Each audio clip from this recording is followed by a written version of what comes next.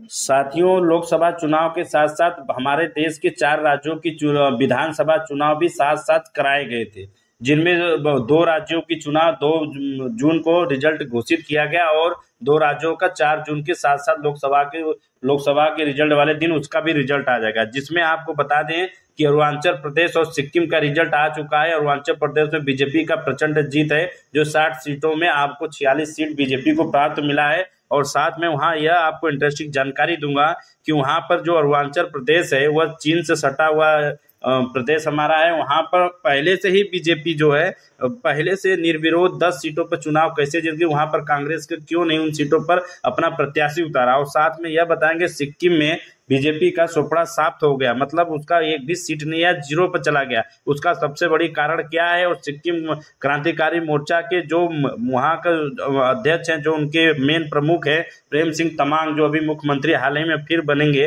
तो उनको क्या, उनके बारे में क्या इंटरेस्टिंग जानकारी वो भी मैं आपको दूंगा। ऐसे अपडेट जानने के लिए मेरे चैनल को लाइक, कमेंट और सब्सक्राइब जरूर से कर दीजिएगा। चलिए मैं आपको पहले अरुणाचल प्रदेश से खबरें देते हैं। अरुणाचल प्रदेश में देखिए 60 जो विधानसभा सीटें 60 सीटें हैं और 60 में से बीजेपी को 46 सीट मिली हैं। और उनके साथ साथ एमपीपी जो एक सहयोगी दल है, जो नेशनल पीपुल पार्टी है, जो वहाँ के अरुणाचल की खुद की, वह 5 सीटों में मिला है, जिससे कुल टोटल इनके सहयोगी के साथ एनडीए की बनेगी 51 सीटें वहाँ पर। और कांग्रेस को केवल 1 सीट मिली है। इनके साथ साथ मैं आपको अरुणाचल प्रदेश की एक सबसे जबरदस्त बताता हूँ कि 10 सीट थी जो वहां पर विधानसभा की, उस पर जहां पर वहां के मुख्यमंत्री पेमा खांडू जी ने पहले ही, और उनके जो डिप्टी सीएम है उनको भी पहले ही वहां पर निर्विरोध चुनाव डिक्लेयर कर गया था। उस पर कांग्रेस एक भी अपने प्रत्याशी को नहीं उतारा।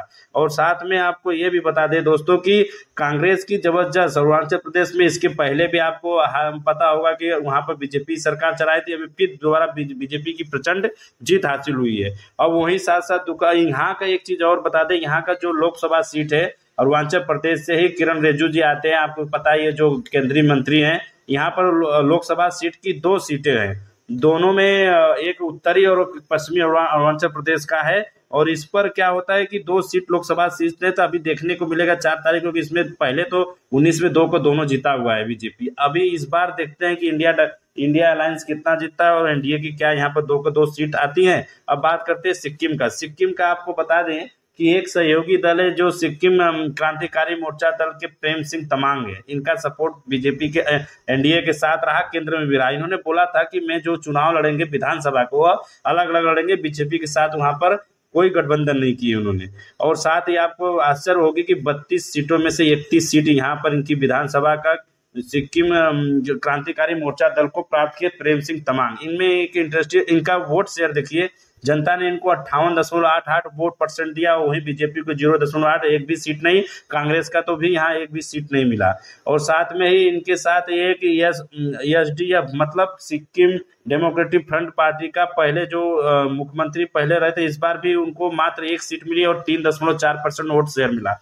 तो आप समझ सकते हैं कि प्रेम सिंह तमांग वहाँ के लोकल पार्टी में सभी के दिलों में छाए रहते हैं, जो 58.58% लेकर वोट शेयर आए हैं। इनके बारे में कहा जाता है कि वो स्वयं अपने बेटे का टिकट जो दिए थे वो स्वयं काट दिए थे, और अपने दो विधानसभा सीटों को चुनाव लड़े, दोनों पर जीत गए।